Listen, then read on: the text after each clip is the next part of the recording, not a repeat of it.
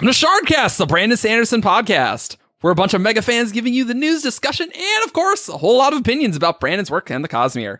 I'm Eric, and joining me as always is Ian. Hey, I'm WeiryWriter. Also joining me is Grace. Hi, I'm Gator Girl. And back from the dark times of Shardcast, long before, in 2012.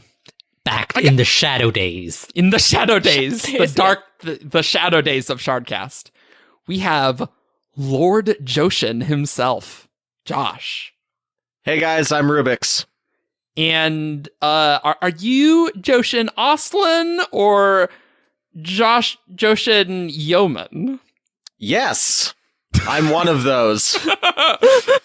At the very least, he was born a yeoman.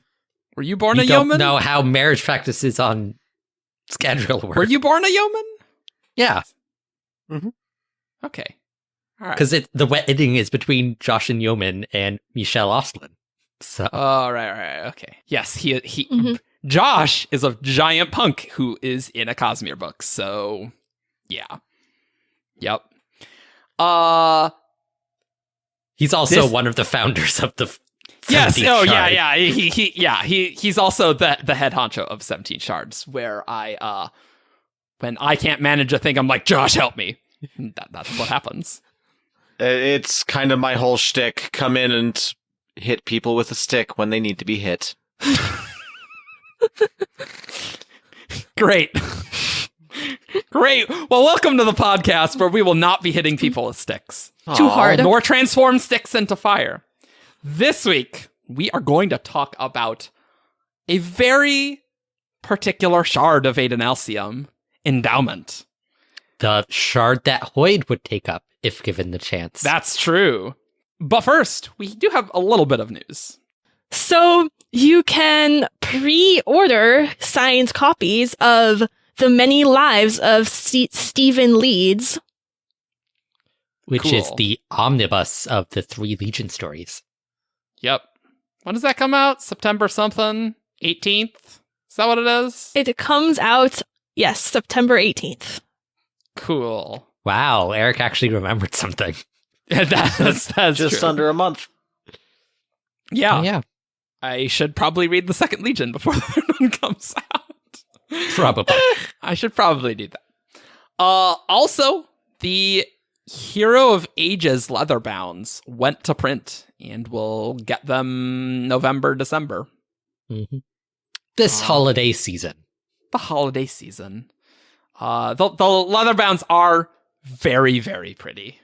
They're also very expensive. They're also So- $100. Yes, that is true. $100 for a book you've already got. Yeah, but a prettier version of that book. The Mhm. canonical one that has slight changes. Mm-hmm. The Bennett will now be correct between Mistborn 1 and Hero of Ages. So you don't have errors between the two books. So that's nice. Great.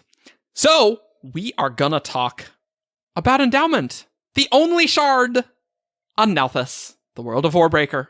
Really, we don't technically hear Endowment say things in Warbreaker. But we do get this near the end of Lightsong's story. Yes. This is in the moments before Light Sun Song does something very awesome. Oh, Warbreaker spoilers, by the way, guys. Yes. As soon as he did, a surge in the undulating water yanked him away, sucking him down. He reached upward, toward where lightning lit the surface. That light grew distant as he sank, down into the black deep, claimed by the void. He blinked, waves and thunder fading. He sat on the cool stones of his cell. The void had taken him, but something had sent him back. He'd returned. Because he'd seen war and destruction. The God King was yelling in fear. Lightsong looked over as the fake priests grabbed Susebron, and Lightsong could see into the God King's mouth. No tongue, Lightsong thought. Of course. To keep him from using all that biochroma. It makes sense. He turned to the side. Blushweaver's body lay red and bloodied. He'd seen that in a vision. In the vague shadows of morning memory, He'd thought the image had been of her blushing, but now he remembered. He looked to the side, Larimar, eyes closed as if asleep. That image had been in his dream as well. Lightsong realized the man had them shut as he wept. The God King in prison. Lightsong had seen that too. But above it all, he remembered standing on the other side of a brilliant, colorful wave of light, looking down at the world from the other side, and seeing everything he loved dissolve into the destruction of war. A war greater than any the world had known, a war more deadly, even, than the many war. He remembered the other side, and he remembered a voice, calm and comforting, offering him an opportunity to return. Yes.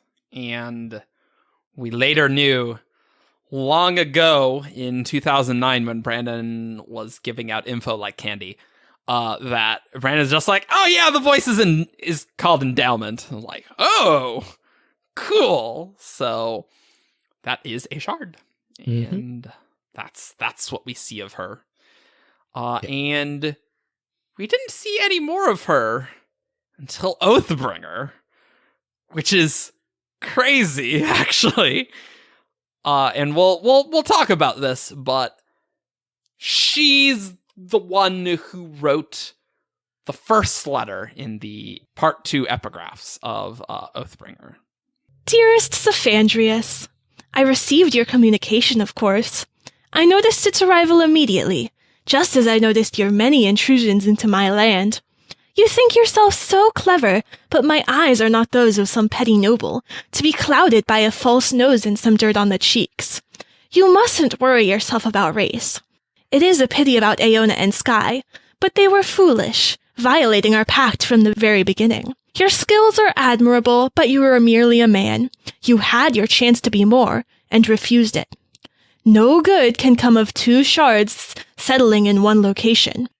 It was agreed that we would not interfere with one another, and it disappoints me that so few of the shards have kept this original agreement. As for Ulida, it was obvious from the outset that she was going to be a problem. Good riddance. Regardless, this is not your concern. You turned your back on divinity. If race becomes an issue, he will be dealt with, and so will you. That was great. That was great fantastic. Narrating. That is, you are now graphic audio. Higher. No, just kidding. But you're now going to be on any podcast where we read that and we read Endowment. So that's going to be that's the Endowment voice. That was excellent. Not ominous at all.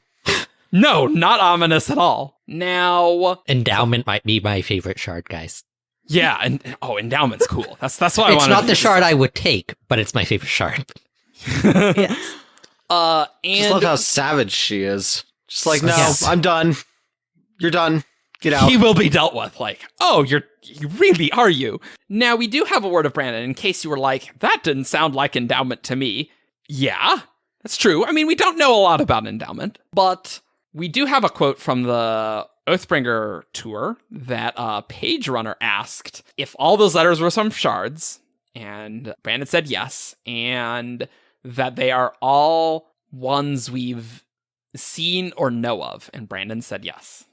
Which means, obviously it's not honor, obviously it's not cultivation, obviously it's not odium, and you whittle it down, and shards you've seen, you quickly realize that Endowment's the only one that could be that one, right? Yeah.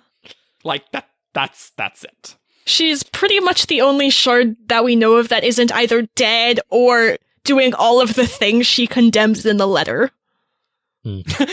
Yeah, that letter can't be cultivation. It's like, yeah, I'm definitely gonna settle, other shards. Like, no, it's obviously not cultivate. So we have some words of Brandon about Endowment. And the first one is that Endowment is female, which is why we had Grace do that. But we do know explicitly that Endowment is female. That was a subject of debate for quite a while. It was. I know I was in favor of Endowment being male. That's true, because probably because of Austre, right? Yep.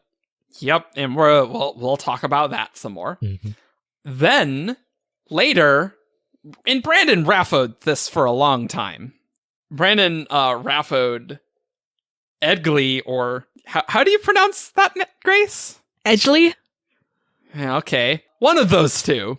But Brandon eventually relented and did say that Edgli is Endowment's holder. Now, we got the name Edgli from the Tears of Edgli, the flower that grows in Halendrin, and only Yes. Halendrin. Only Halendrin. It gives brilliant and vibrant colors to things, and presumably has other effects too. Yeah. I think there was a word of Brandon that I was scrolling through. I didn't put this in the doc, but someone said About making tea. yeah, it's like, what would happen if I made tea with the Tears of Edgli? And Brandon's just like, you'd have a very interesting cup of tea. Like, great, thanks, Brandon. I can see all of the colors. Pretty much. You get really, you're just like on LSD. So many colors. There was a quote on, does Endowment have a physical presence? And Brandon said, it doesn't appear on screen in Warbreaker, which is obviously the Tears. Which I think they do technically appear on screen in do they? one garden scene. Maybe. I kind of forget. It's been a while since I've read this. I remember this word of Brandon being contentious because we do see the Tears. But I wouldn't be surprised if Brandon forgot about that. Because it's an offhand mention, like, they're not an important part of any scene. No. He probably was just like, maybe that changed it from draft to draft, and probably. Look, it's probably hard to remember what happened and what made the cut in the final draft. I mean, we are talking about the guy who still says Silver Eye every once in a while. Yeah. So maybe don't take him 100% at the things he remembers. That is very true. Or thinks that the source of Hoyt's immortality is obvious to everyone that reads Dragonsteel. Yeah. So we do have, this is a little bit of a non-canon word of Brandon. But it's kind of crazy.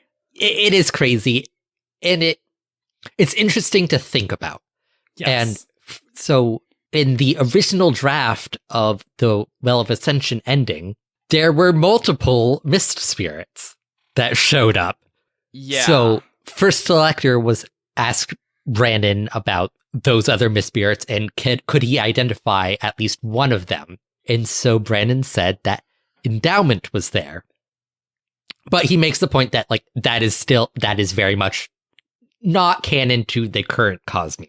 Yeah, and he put an asterisk in there and was like, hey, make sure, remember, there is an asterisk here. So It makes sense to me because from that letter, it does not seem like Endowment would be the type to visit other worlds where there are shards and get involved with things. So it makes sense that is not canon at all anymore.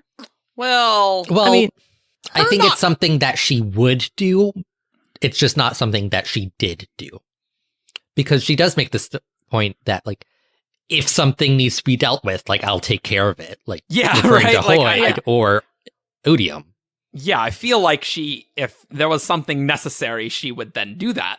But it's just interesting that it's in the original plan, Endowment was just there in that original draft. What? What, there are world hoppers in this book? These books? yeah. I don't understand. I'm confused. I wonder if the idea of because presumably Endowment herself wasn't on Scadrial. This was a projection. I wonder if this grew into the idea of avatars or something. Yeah, maybe. I have no doubt that shards can do stuff like that. Oh, yeah. So. I mean, look, if Luke can do it in The Last Jedi... I'm so glad to hear just bringing the Star Wars into it. The Last Jedi spoilers, by the way. Oops, sorry.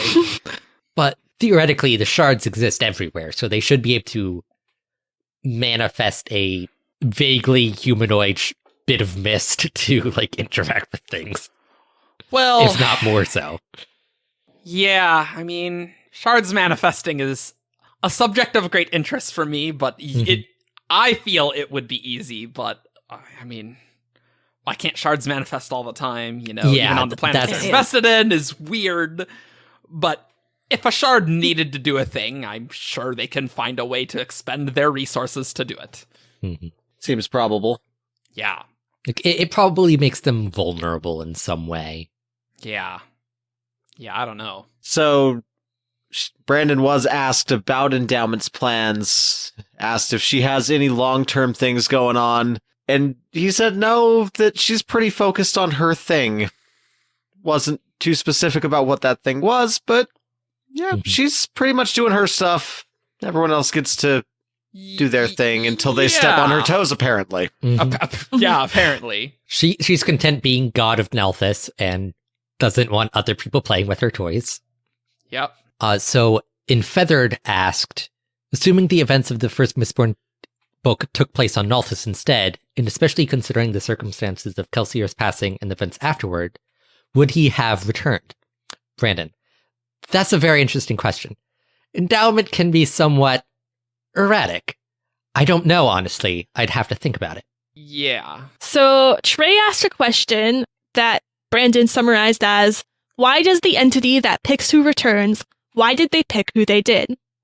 And your question implies there's like specific tasks to fulfill. I'm going to say there aren't specifics, but there are certain things the entity is looking for. And then Trey asked again, in the physical realm? And Brandon, yes. There are certain things that they are looking for. Now, let's just say this entity is not necessarily the most consistent of entities in the Cosmere when it comes to making decisions like this. But there are certain things they are looking for. Which paints a very interesting picture of Endowment. Yeah, what does this even mean? She is erratic and can be somewhat erratic, and is not the most consistent of entities. What does that mean? What could that possibly mean? Why? Because she picks returned to influence events on Nalthis, obviously. At least Nalthis. At least Nalthis. You know? And some of those, some return do have conflicting missions. Because Blushweavers was to build Hollingen up into a military force for the new Many-War. And Light Songs was to prevent the new Many-War. Which... Was that Blushweaver's mission? Pretty much, consolidating... That's what she was doing. I'm pretty sure it had, I think it's in the annotations. I don't remember that. The annotations say that she also returned to try... The annotations say she also saw the impending war. I know that. I don't remember if it exactly says. She returned because she didn't want Tertullier to fall to the invaders she saw taking it after Bluefingers and the others caused their revolts. That's why she gathered the armies. Oh, okay. So she saw what happened, but she had a went different about tactic. it differently. Yeah. Yeah. Okay. Yeah, so I guess Endowment's like, I just want this to stop. I don't know how we're gonna stop this, but we're gonna do this in some manner. Yeah. Right? And doesn't have necessarily an overall grand plan, I guess. Maybe? Yeah. Well, she does have overall plans. Yes. It's just the specifics don't necessarily matter to her. How else do we think she could be erratic? So my thought was maybe that she kind of has a list of qualities and people that she returns, but then if there's someone where she's like, I don't really like you, even if they have all those qualities, she might not return them. Probably. Given that letter, that does seem like a thing that she would do. Yeah, because Brennan has implied that there is something to the iridescent tone's belief that you return because you did something heroic or something of great ideals and stuff. Yeah, it's not always how it happens, but there is something to that. Because sometimes babies return and right. Man, what is going through Endowment's brain is like, this infant, I'm returning them. What? So, yeah, sure, I guess that makes sense for some erraticness. What do you think, Josh? Do we know if Endowment has future sight? At least some measure of it. Because I it's mean- possible that she could have seen, this baby could have done something great and didn't have the opportunity. That's a good point, actually. Yeah, I like that. I mean, I would assume that any shard can glimpse into the spiritual realm. Just how good that shard is, depends how good they are. And clearly, like Lightsong and Blushweaver, like when they returned, they clearly saw into the future, and that's obviously looking into the spiritual realm, right? Right. Like reading that first quote, that's kind of like that. But And it's a guided vision, I think. Well, Somewhat yeah. guided vision. Yeah. Maybe Endowment's like walking them through a glimpse into the spiritual a little bit. You know? As opposed to Laros just tossing Kelsier into the deep end. Hey, Laris was pretty erratic. Yes, In definitely. Secret history, right? Yeah, I guess that makes sense, but I don't. Maybe there's just other ways that she's not consistent in some ways. Gets bored and goes and does stuff elsewhere. Yeah, goes to the Well of Ascension. No big deal. Or it's because we've had the theory that Endowment interfered in the creation of Nightblood Right. to potentially that's how she's going to deal with Odium. Yes. Right. But like here she's been like, oh, it's not okay to interfere in other shards' affairs. And yet wait. That wasn't quite what she said about the pact. Yes. About interfering. She just said, don't settle. Won't be good. But maybe she's just like, yeah, There's a fine line there. And I think the intention was like, we go to our separate planets and never interact ever again. Sure. But now that you did do that, now I have to deal with stuff. Yeah. And so she says like, oh, we should not interfere in other affairs. And yet she's secretly interfering with Odium's affairs. So like that's kind of like hypocritical, maybe erratic. Yeah. Yeah, I mean, some people could view it that way. yeah. It's not like, Ruin, I'm going to destroy things. What did you do? You destroyed things. Yeah, okay, you're Yeah. pretty consistent, right? Yeah. Versus Odium, where he just goes and wrecks everybody's stuff. He's pretty consistent, Yeah. too. Yeah. I mean, okay. Endowment to me almost has like early Vivenna vibes in that kind of like, I believe I am right and I'm going to like, you know what I'm saying? Like, Absolutely. very much believing that she is right and kind of almost looking down on other people. Mm-hmm. Yeah, you do kind I- of get that from that letter. Yeah. It's like, no, you turned your back. Well, that sucks for you. Mhm. Don't meddle. I'm a goddess. Like, my opinion matters more than yours. Yes. I would, yeah, I kind of like that. Oh, man. If Brandon was like subtly foreshadowing, yeah, this is Vivenna's struggles, kind of like what the Shard's going through. Oh, man, that'd be brilliant. I don't know if that's the case, but I like that. I like that a lot. I wouldn't put it past him. Yeah. I wouldn't put anything past him. Yeah. Passion. There are some other quotes. Mhm. Okay, so Brandon was asked if there was a similar relationship between Endowment and Hallandrin's jungle, as there is between Harmony and the Elendel Basin. So Brandon said yes and no. The flowers are being fed by something that's very similar to what you might find on other planets. So the ground is saturated with something that is having a similar effect as Elendel Basin. But it's not the same thing. Elendel Basin was just crafted really, really well, and then it was endowed with a little bit of extra oomph. Here, in Hallandrin's jungle, we have this extra seeping into the ground from the pool, which is saturated around and causing the flowers and causing what's going on there.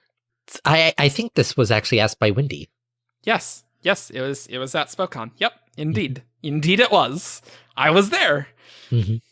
and I think I seem to remember Brandon saying something. You'll hear more about it in Words of Radiance. I'm like, what? I don't understand what that has to do with Words of Radiance, but sure, Whatever. Perpendicularities. Yeah, I guess. Because Yasna makes one.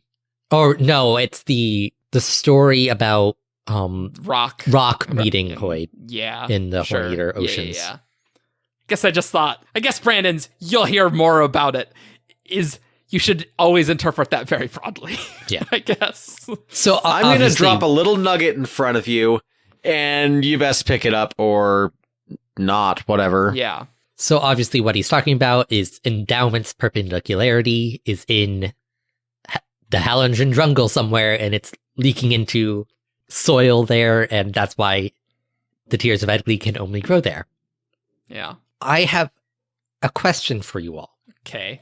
Okay. Do you think that the flowers could grow in soil elsewhere if there was a source of investiture around? Or are they specifically keyed to Endowment's perpendicularity juice?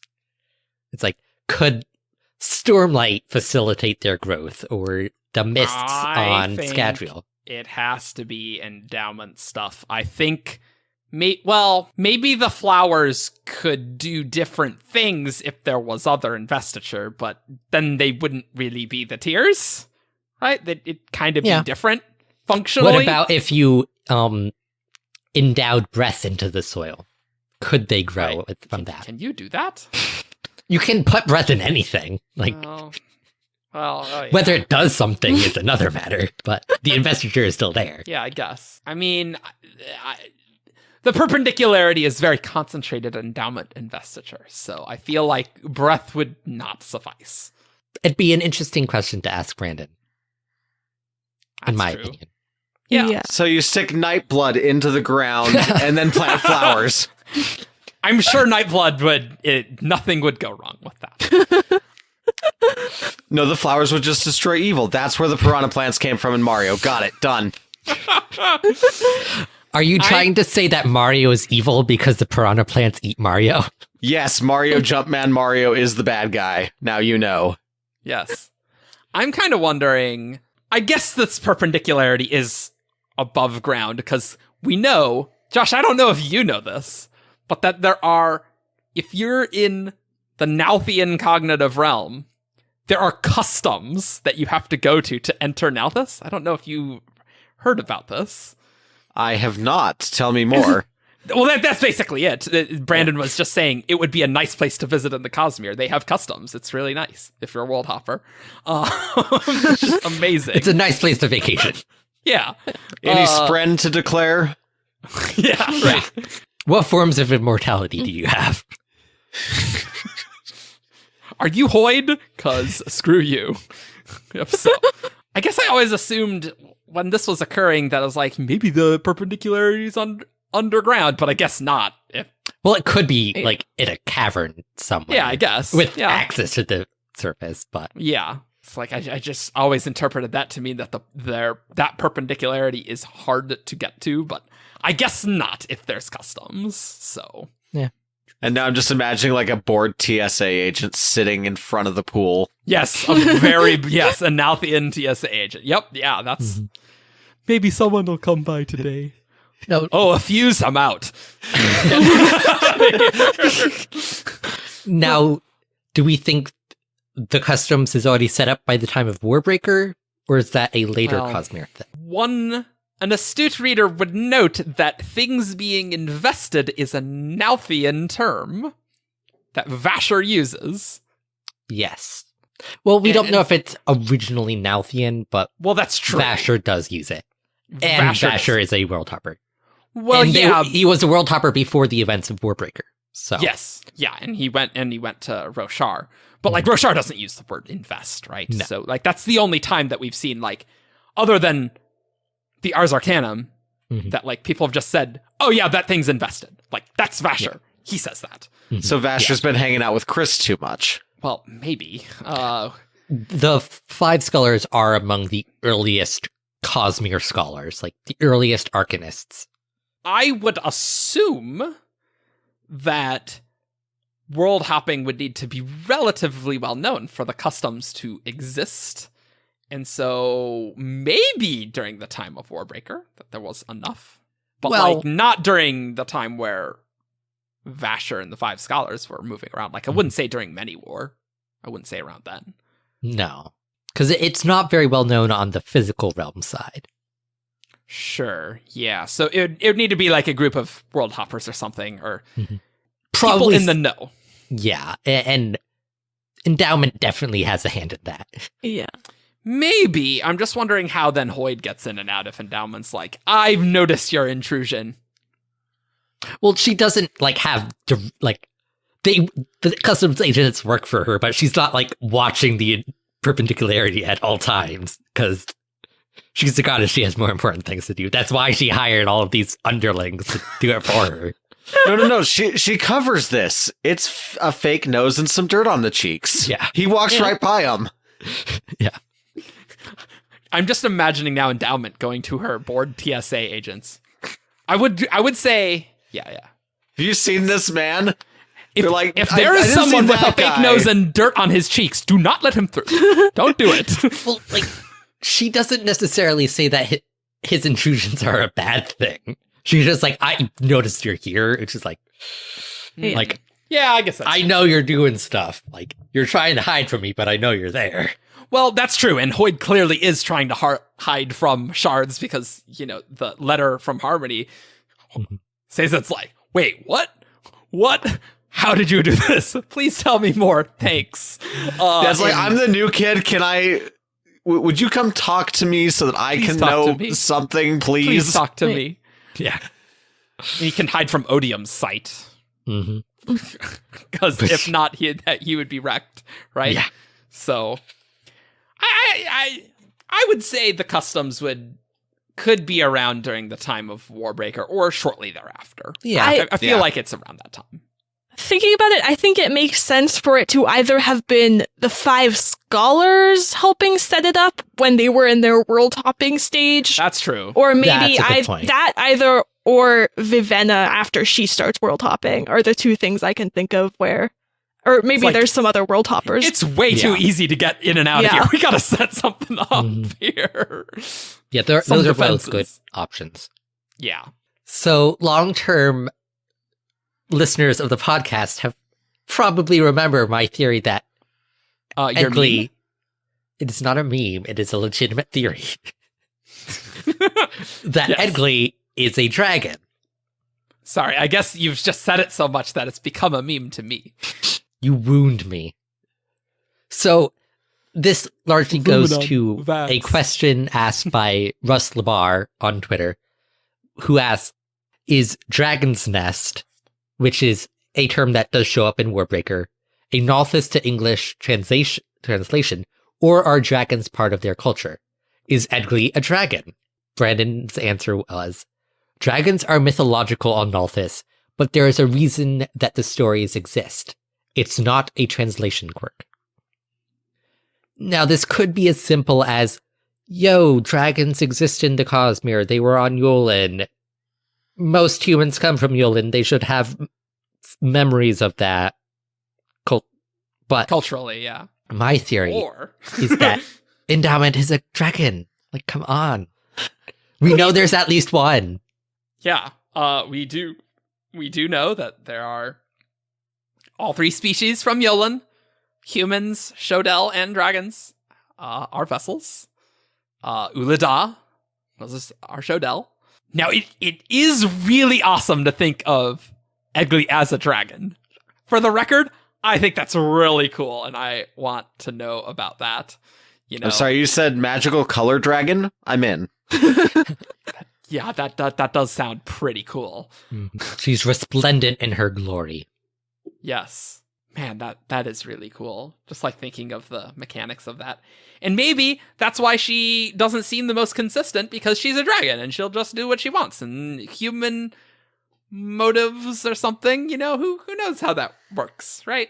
Do not meddle in the affairs of dragons because you are crunchy and tastes good with ketchup. Yes. Yes. Hoyd, give me some ketchup. Or TSA agent, give me some ketchup. I'm gonna catch Hoyd. There you go.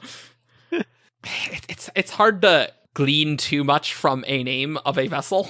Yeah. Nati and Laras, but I wouldn't be surprised if she was a dragon, right?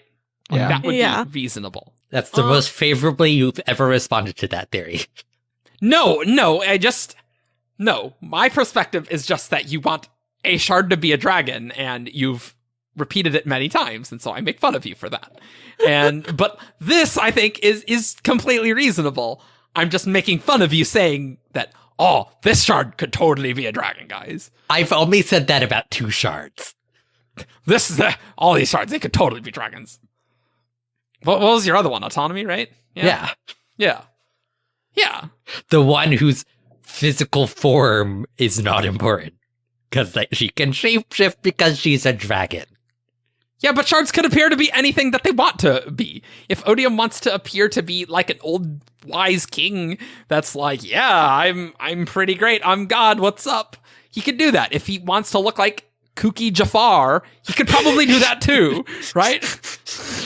My scepter is now my snake rod, that's like mind controlling, I did make an Aladdin joke on the other podcast. This is great. Perfect. I remember now. So it's fine. I don't have an issue with this, Ian. I'm just saying, you say that shards are dragons a lot, and the next time that we see another shard, you'll be like, no, this one, guys. This one's totally the dragon. Because shards are as dragons are really, really cool to think about. Cool. They are cool. I agree with all of them. I will only say that if I have a legitimate argument for why it is a dragon. I don't know if that autonomy theory is pretty sound. I'm just saying. Have a legitimate argument or can come up with a legitimate argument. I can rationalize Either. a great many things. Of course you can. You're a mathematician. That's true. Well, I'm a math professor. I don't do mathematics, John. It's a difference. So do we want to move on to my other theory? Yeah, let's hear your other theory. Okay. So the god of Austrism, which is the religion that the Idrians, like Ciri and Vivenna, belong to, Yes. is named Austre. Yes. Who's the god of color, right? Yeah, and Blaze1616 asked, Austre, is that Endowment? You referenced him as male, but Endowment's female, so I'm dying to know. Brandon, no, Austre is not. So who do you think Austre is? And Blaze said, since it's not Endowment, I personally think it's a return from long ago. Brandon, that's a very good conclusion. But at that point, I don't think we knew about autonomy interfering with other worlds okay. and creating avatars. Sure. Because we've seen on Scadrial, like, presumably, we don't have this confirmed, but No. come on, Trell is totally autonomy. Come Trell, on. there is a random... For people who are like, no, Trell's something else. Dude, there is a random craftsman named Trell on Taldane. Like, yes. That's clearly intentional. What does that have to do with things? Yeah. So, But, like, yes. that is an instance of an avatar co-opting an existing religion and twisting it to That's true. its own purposes. And we know that following the Many War, Austrism turned against Awakening. And Vasher's like, why did that true. even happen? Like, I don't really understand why. Because it was autonomy turning them against Endowment. I mean, sure, but it could also just be the cultural thing that the Idrians, that's their god, and the Idrians are like, yeah, I mean, we don't really like Awakening anymore, so our religion is just going to adapt to our new cultural sensibilities. But then again, Brandon just saying, yeah, Austre's not an Endowment, is just like, it's just weird that that's straight up just, he just said that. Yeah. You know? And he doesn't say, like, oh, it's just a cultural construct. Yeah, so Yeah. who do you think Austre is? Yeah, like, there's the implication that Austre is something. Yeah. Yeah, that's true. I mean, if Blaze is right, and it is a very old returned, for example, then that's the original Austre, but then Legends, just... I feel like Yeah. that would be more well known. Because Returned are still very new. That's true. Like, the first Returned was maybe 600 years ago. Like, we don't... Yeah. But less than 1,000, definitely. Well, that's true. But maybe they're that was just the first return that was like well known. Maybe there could have been other ones that was like, I don't know what the hell that is. Like that's totally possible. We don't know if Vo is the first return, and there are questions about that. Like, yes. And but we also know that awakening is a new magic. Oh, which, for sure. like, there is a theory that Endowment arrived on Nalthis fairly recently in history. Yeah. So yeah, and then it would make sense that like Vo is the first returned. Sure. I mean, but is it possible that like there were other older returns that Yes, just turned into mythology? Like, it's but possible. It's because the Pon Call, like, that wasn't a part of their culture. True. And so, like, it would have, like, because it's so localized there, like, returns do happen elsewhere in the world, but, like, True. they started in what became Hallandren. Yes. Mhm. Hanald, or whatever. Hanald, yep. Mm-hmm. Which makes sense because that's where Endowment's shard pool is. Yep. But, like... what focal point of power equals more power? Well, their perpendicularity doesn't need to be their focal point of power. Like, Cultivations is in the Horneater Peaks, and Cultivation's focus for power is in the valley. It's a focus of her power. Yeah, a focus. Yeah. Welcome to Pedantic Cast, the Brandon Sanderson Pedantic Cast. I'm inclined to believe that Vo is the first, because Austre is not a part of Pon Call beliefs at all. Like, yeah. we don't know very much True. about it, but it's very different. Yeah, I mean... Because, like, Austrism started with Vo. Oh, is that what it was? Yes, he returned and had the 5 visions, Oh, yeah. Okay. which is, like, the founding beliefs of Austrism. Yeah. Yeah, I do want to just say that it's like a cultural shifting type thing, but Brandon just being like, yeah, so who is Austre? Like... Well, and then that answer of that's a very good conclusion. That's not a yes or a Raffo. That's something very different. That's a read it that way if you want. Interesting. It's like, Yeah. I can see how you come to that conclusion based on what you know. It's a good conclusion, Mhm. but That quote was from 2015, long before we knew these things. Yes. But I mean, I guess, Trell was clearly a role in Era 2, so Brandon would be like, yeah, maybe Austre's an avatar. Looking back here, where Brandon did have a quote, is that, yes, that's the only, Endowment's the only shard there. I mean... with Brandon saying... He's also said there is not a shard on First of the Sun. Yeah, exactly. And then later he's like, Patchy's a shard. What's up? Asterisk. Thanks, Brandon. So, who knows how much that's adapting in his mind. I just don't remember, like, ostracism very well, to be honest. Yeah. We don't learn a ton, because Ciri isn't a particularly devout member of the religion. Right. And Right. Vivenna goes through some stuff in Warbreaker, so doesn't really think about it much. Let's maybe do some speculation here. Okay. What are Endowment's plans? Stability. What is her thing? Stability? Okay. She does not want a world-shattering war on her planet. Like, Well, that's true. Yeah, that. Yes, we definitely know that she does not want that. hard to say.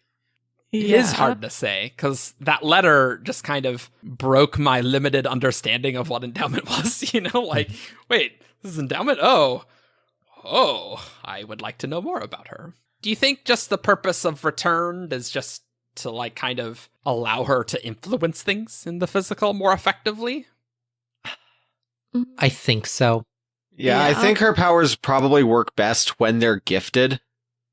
Makes sense. Yeah. Yeah. With a name like Endowment, Yeah. it's like her entire thing is giving people her own The ability abilities. to do a thing. Right. She gives select people a push in the right direction. In hopes Or a that sword, they end up whatever. going where she wants them to go. Yeah. How much...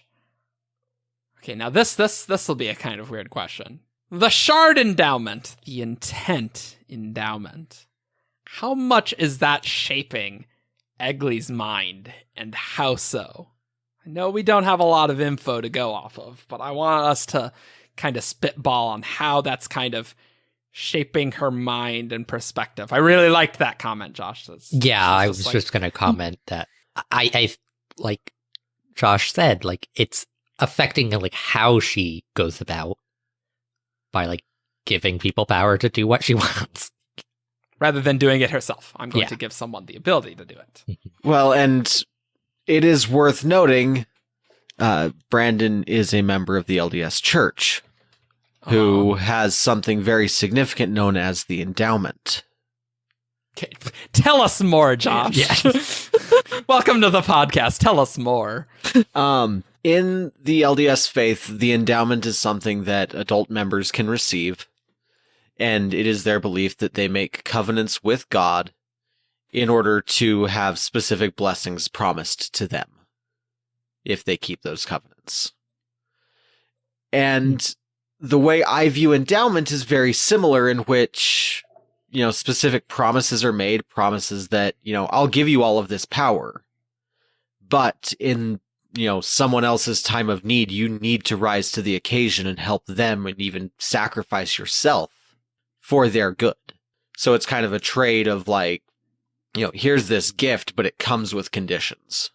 Yeah, that's a really interesting concept.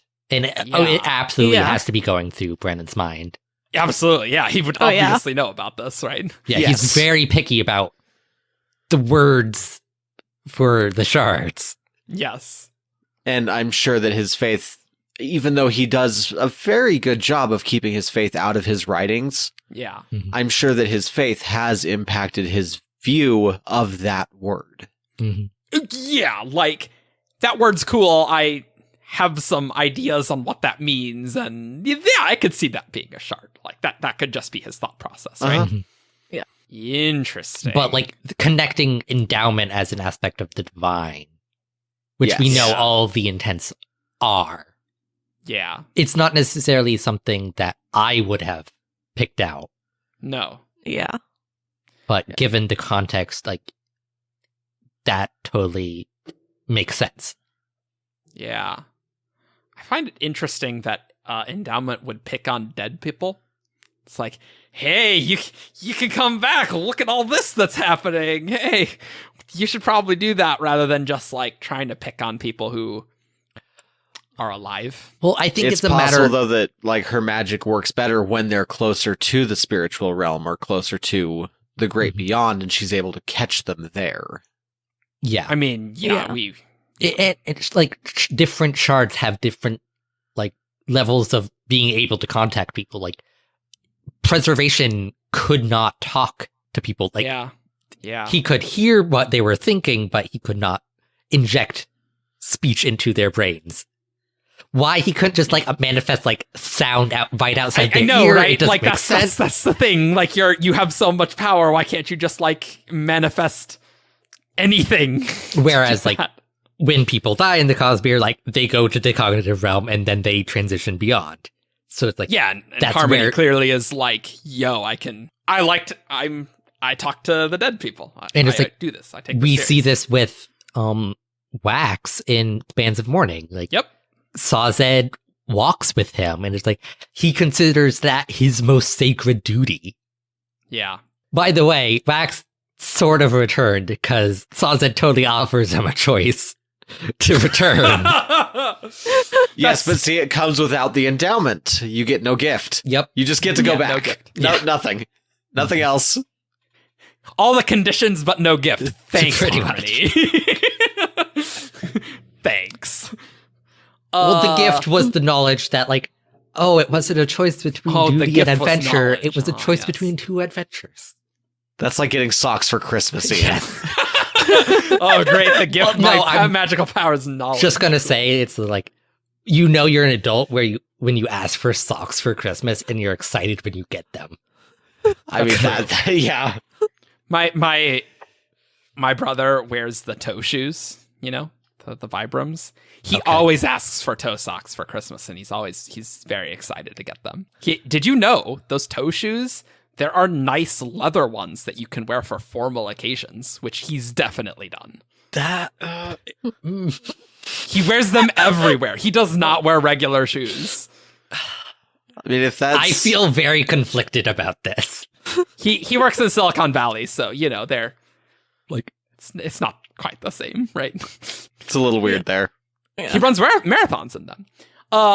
True Well, story. that makes sense. Like, Yeah. But I was also just Googling if there was anything to glean from the definition of the word endowment, but it's exactly what you expect it to be. So it's like, okay. But I really like the idea that the way she prefers to interact is to not interact herself, but to give someone something and then have them do it.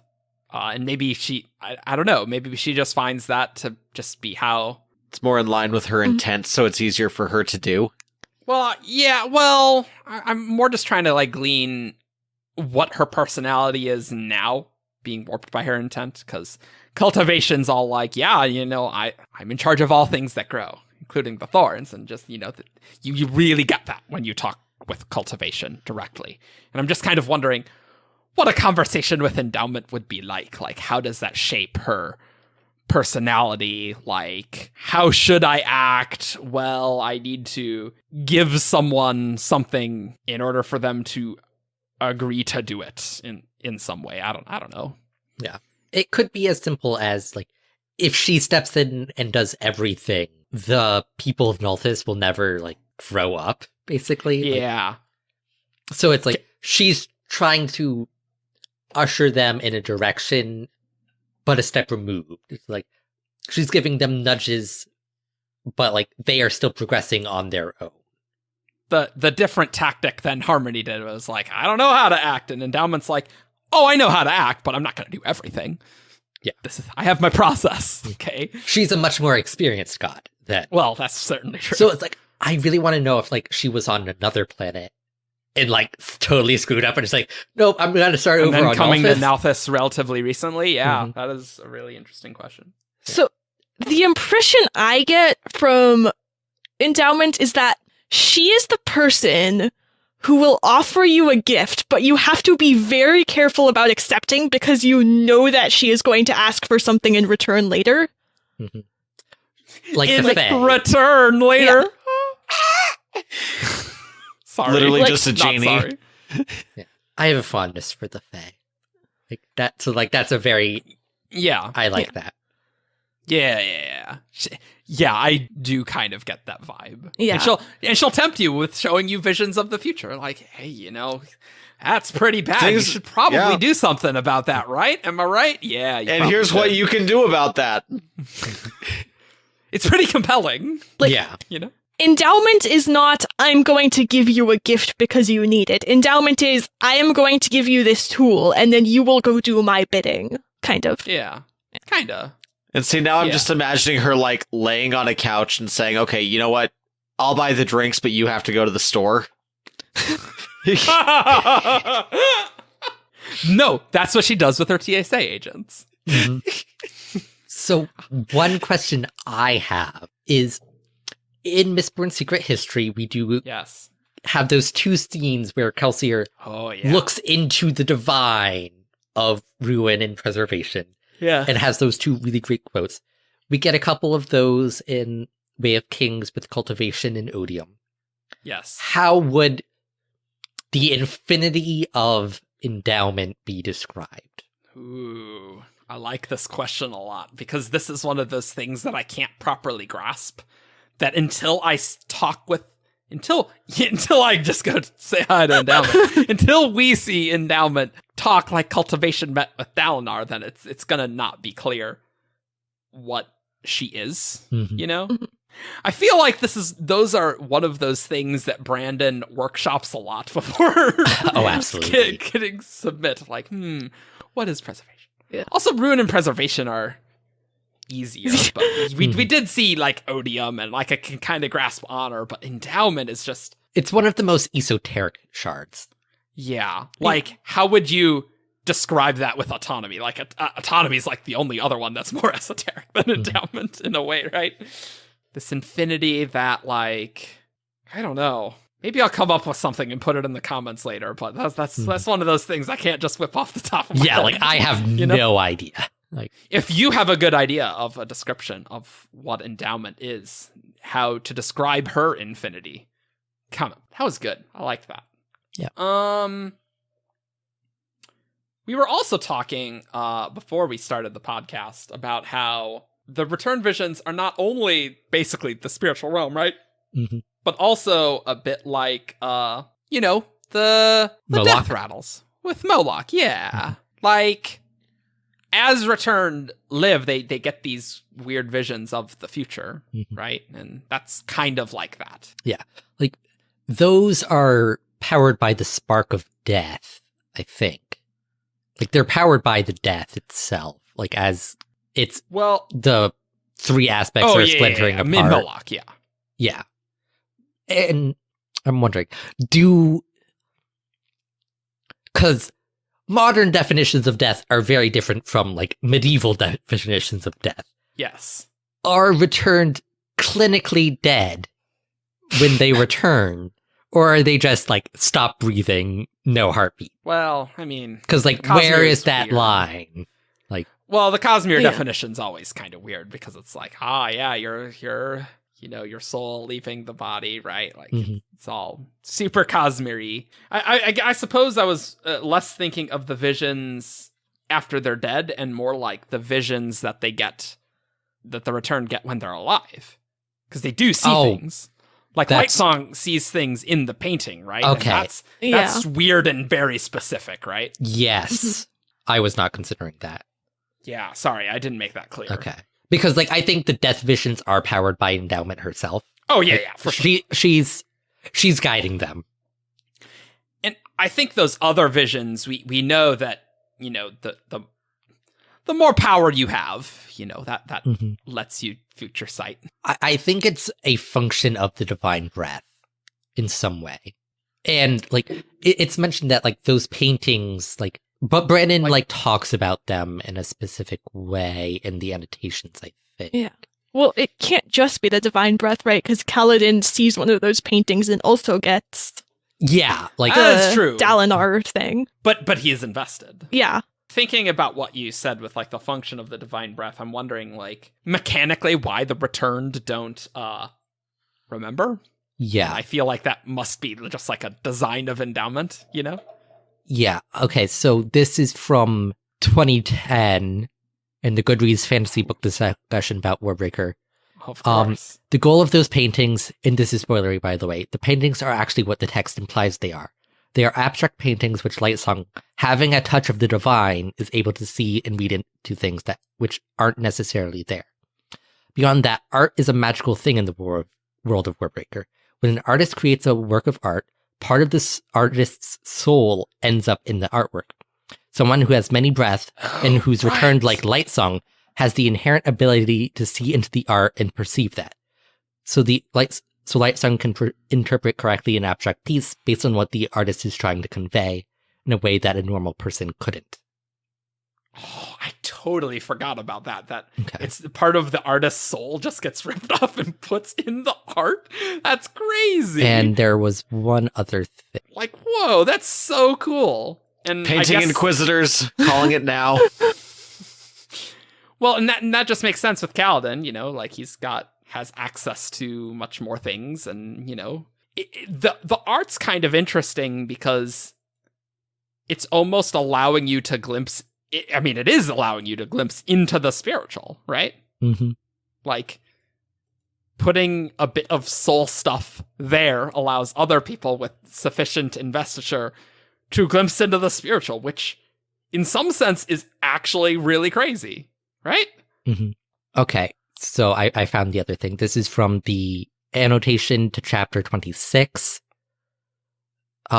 This is our Lightsong sees the painting of the Red Battle. This is our first major clue, though a subtle one at the time, that there might be something to the religion of the iridescent tones.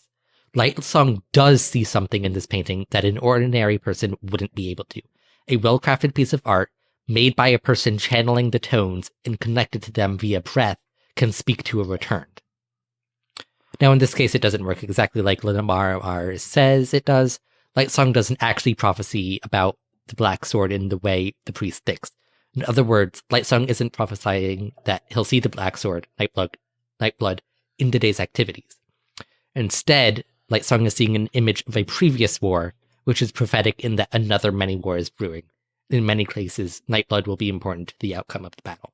So he was actually seeing Shashara wielding Nightblood in the past. Let me just pick part of a sentence of that. A well-crafted piece of art made by a person channeling the tones and connected to them via breath can speak to a returned. Connected to them via breath? Is that capitalized C? It is not capitalized in the annotation, no, but I just gotta pick out that word connected. Yeah. What does it mean to channel the tones? What? That's great. That's super weird. Yes, it is. You know what this conversation's making me sad about, guys? What? That we don't have Stormlight 4 yet? That we don't have the sequel to Warbreaker because there's so many Nalthian questions that I need answers for. And once Brandon writes that book, then maybe we'll get some frickin' answers out of him. Mm-hmm. Rather than being like, oh, Raffo, gotta Raffo you on this. But that is so far in the future. I know. Yeah. But do we think that the many war that Nightblood is key to is in Warbreaker 2? Or is it on Roshar? I think it's Nalthis. Yeah, but another many wars brewing. In both cases, Nightblood will be important to the outcome of the battle. I mean, that is very interesting. Yeah, isn't it? However, if Brandon wrote that annotation now, I would absolutely support that. But at the time he was writing it, I don't think he would allude to things in that way. Yeah, but he always planned for Vasher to be on Stormlight. Yes, but so right. So this is an obvious transition to Nightblood, and if Endowment did provide the extra oomph in making Nightblood, which is an if, right? Yes. What Endowment's plan is with Nightblood? We did get a nice quote that, suggested that Fused are going to die, be dead. Yes. When being struck by Nightblood. So I don't know. Let's talk about Nightblood, guys. So before we get into this, I want to say I think Endowment is planning things not as much as you seem to think to. I think a lot of what she's doing to me just kind of seems like, all right, I'll just try this and maybe it'll work and I'll have a couple other contingencies going in case it doesn't. Yeah, that's definitely the perception I have. And I definitely get the same thing with Nightblood in that it's sort of her just being like, this could be useful. Mm-hmm. She has overarching goals, but she doesn't really have step-by-step plans.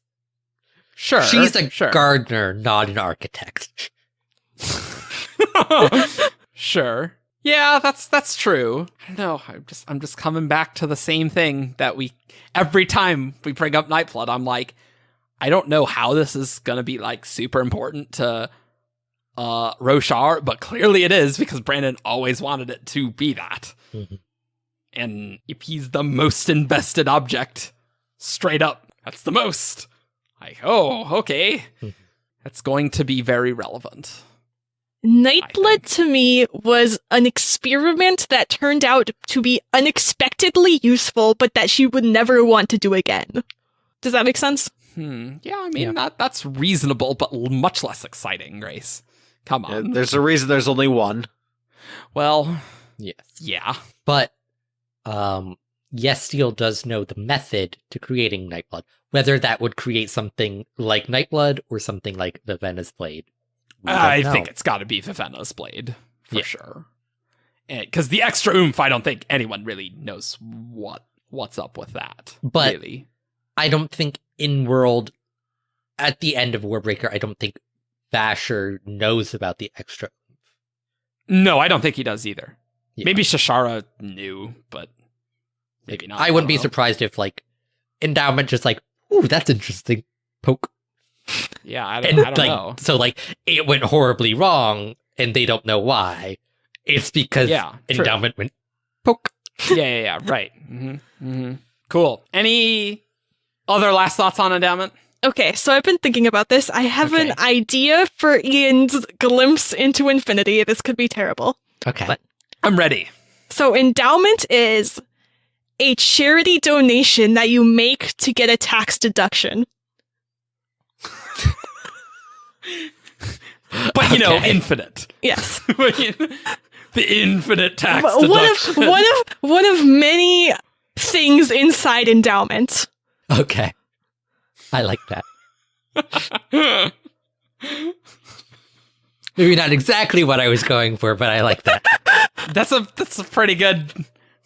It's not quite on the same scale of infinities and stuff, but it's pretty terse. I'm not explanation of what Brandon. Endowment is. Yeah. No, right. Brandon's gonna be much more. I just want one of those for every shard. Me too. Any final thoughts, Josh? No, I've said my piece on Endowment. The whole reason for you being on this podcast is like, yeah, this LDS thing. Look how cool that was. There you go. You contributed. Well, we hope you enjoyed that. But we have one more thing to do. It's time for Who's That Cosmere Character? Cosmere character. Josh didn't hear the Who's That Cosmere Character jingle. We do edit it in post so that he can't hear it now, but I'm so glad he approved. Okay. So this is how it is played. The listeners send in a character and 5 clues, and I read each clue aloud, and after each clue, each panelist gets a chance to guess who the character is. Great. I'm ready. As am I. I'm ready as I'm gonna be. So Can you stump Josh, probably? this first one was sent in by Rebecca. Oh, Oh, is this one C or two Coppermind? Cs? Yes, I believe it is Coppermind Rebecca. Great. Hi, She does Rebecca. good work. Yes, thank you. If it isn't, I'm sorry. Well, if it I'm has not. one C, then it's Rebecca still probably does good work on the Coppermind. Okay. The first clue is this character has golden hair. golden hair. So that suggests Iriali immediately. How many Iriali do we know? Yeem. It is not Yeem. I've got no reasonable guesses based on that description. I mean, it's It obviously... does not always have to be reasonable. Hoyd. It is It's not always Hoyd. It is not Hoyd. Like, I'm Hoyd pretty was the sure I answer guessed one. Bilbo Baggins at one point, so I thought you said Bilba. shut up. God, I don't remember Iriali off the top of my head, to be honest. So I'll take another clue. I don't The I don't next have clue any is guess. this character is female. What about one of the queens in the Iriali Triumvirate? Do you I don't have a remember their name? names. Did they provide names? They probably did. I mean, that's my guess. If it's a queen in the Iriali Triumvirate, one king, two queens. Down there, talk to a queen. I need a name, Eric. I I'm not going to confirm or deny anything unless you give me a name. don't know their names. Hoyd in drag. No. Like, I feel like there was a woman in Yeem's backstory. Oh, But, man, like, that's super esoteric. Yeah, like, I don't remember her name. It's taking me so much mental effort to not just go to the Coppermind and look up Yeah. who the two queens of the Iriali Triumvirate are. I swear to God, if the next one is a queen, I'm gonna flip this table. It's like, I have an idea, but I see someone could make this mistake, but they don't have golden hair. So, I'm not going to guess that person. Do you guys just want the next clue? Yes. Yeah, I guess. Yes. Okay. This character is a radiant. Oh. Oh, is a radiant with golden hair right now. Oh, was this one of the flat? Was one of the people in the Starfall's vision have golden hair? Does she have golden hair? Did the Stoneward have golden hair? I don't think so. I also don't think we know her name. Oh, yeah, maybe not. Oh yeah, right. We don't. No, didn't we know the name of the one who healed and not the Windrunner? I honestly don't remember. I don't know if she has gold hair. I don't I think think she her plate does. was on. This could also be someone mentioned in like the gem archive stuff. That's true. That is true. But I don't think they had gold hair. Mulata doesn't have gold hair, No. right? No, she's remember. Veden, so she wouldn't. You know what? I'm gonna say Mulata anyway for my guess. It is Suck not it. Mulata. Fine. I know it's not, but whatever. Okay. So my guess was going to be Evie, because Yeah. even though she does not have golden hair, That's right. She's but blonde. like she She's wasn't a blonde. radiant, so No. Do either Josh or Ian have a guess? I do Nope. not. You want the next clue? Yes. Yep. Yeah. This character is a master. Oh, it's one of the Skybreakers. Kai? Yes, it is Kai. Oh! Did she have gold hair? I completely forgot that. Oh. Yeah. It is Kai? It is Kai. Oh. No, isn't it Key? A key, whatever. I K-I. don't know. Ki, It's K-I, however that's spelled. Kai. Or however that's pronounced. No. Key. Key. Master Key. Yeah. Close enough. That's how the Japanese would say it, okay? Yeah, she This does is have Roshar, golden not- hair. All right. She does Brandon have golden also hair. likes to say like sky is skay. So it's like Well, death of the author, we can pronounce things however we want. Unless Please it's no Aeons. death of the author. unless it's Aeons. Yeah, okay. What was the last clue? The last clue is this character is a Skybreaker. All right. That was good. Yeah. I liked that. That was good. That was good. We completely, completely forgot forgot the that Master- Skybreakers when talking about Radiance. Yeah. I completely forgot that Master Key had gold hair. I didn't remember that. I just like, Because I'm like, what is I just literally thought- the only Skybreaker I can remember, whose name I can remember. Yeah, like I think one of the acolytes was named Cord, but that's about it. That's all I remember. Great. All right, Thank you, so Rebecca. this next one was sent in by Lady Lameness. Hey, this is she definitely also a does Coppermine good work person. on the Coppermine. I did not do this intentionally. I just chose like the next two, and they both happen to be people who edit the Coppermines. This is Perfect. a reason why you should edit the Coppermine, because That's we'll remember right. your We names will- and get excited when you send us things. We will be biased towards you. Mhm. It's true. It's a fact. Come do Coppermind objectives. Mm-hmm. All right. The first clue is this character is from Roshar. Oh joy. Great. So we only have 1,000 characters on this list. Not quite 1,000, I don't think. Is it? I'm gonna guess 735.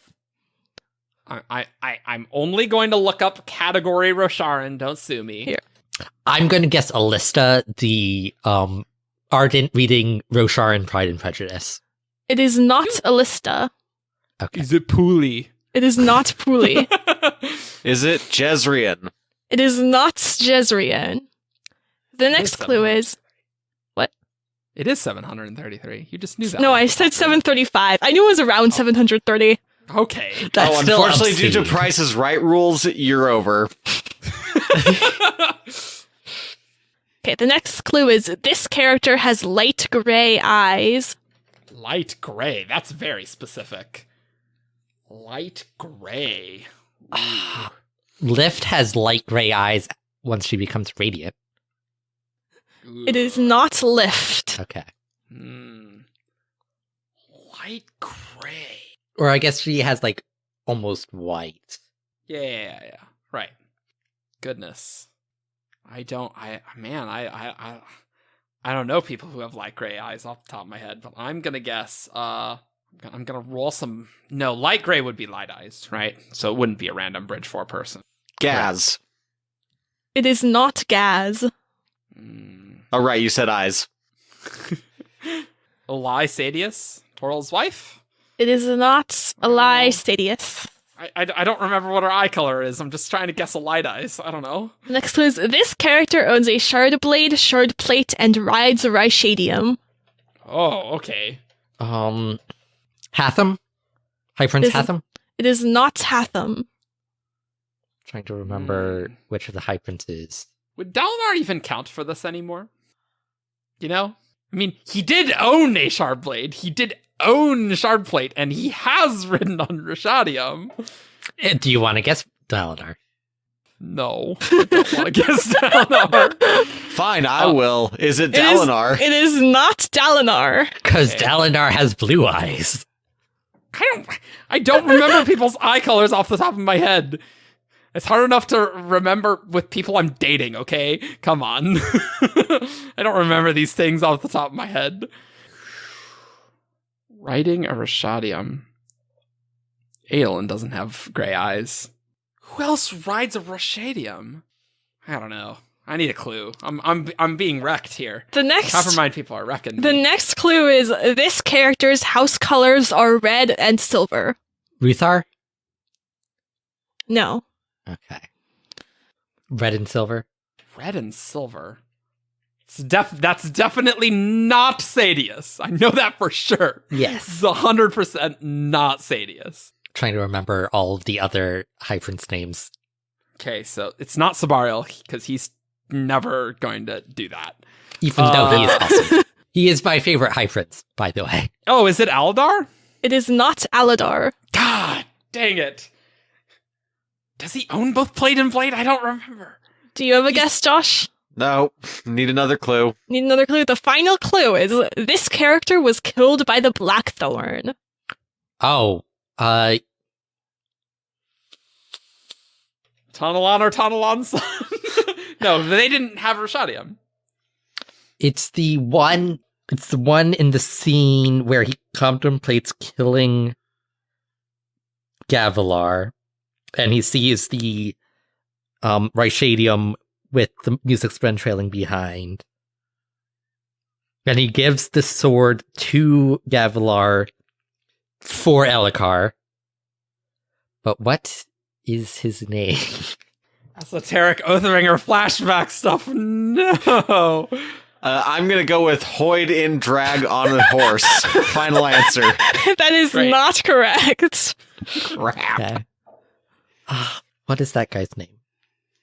And they they're fighting on a plateau, and Dalinar pushes him off, and he plummets to his death.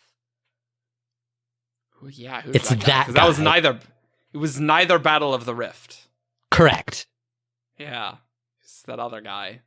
I don't remember his name. And he makes a ton of snide remarks about Dalinar. Does he? I don't know. I don't remember. Yeah, I don't that guy's remember. name. Nope. Who is it, Grace? So his name is Kalanor. But is he the guy I'm talking about? Yes, I believe so. Okay, I get it half right. Yeah. Yeah, it does. Mm-hmm.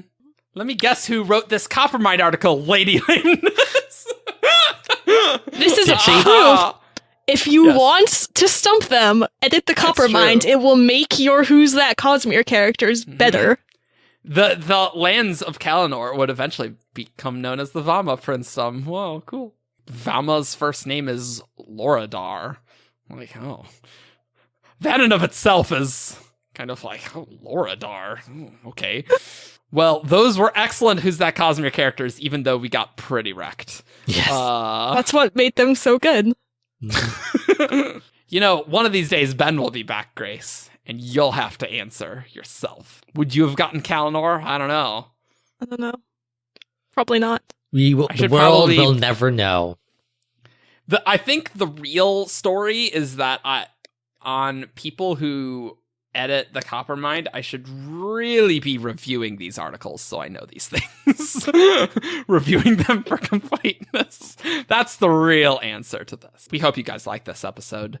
Come to 17shard.com. We have all of the news, discussion, theories, fun and games that you'd ever want, both on 17shard.com and on our Discord, which is below in the description. Come follow 17shard on Twitter, Facebook, SoundCloud, YouTube.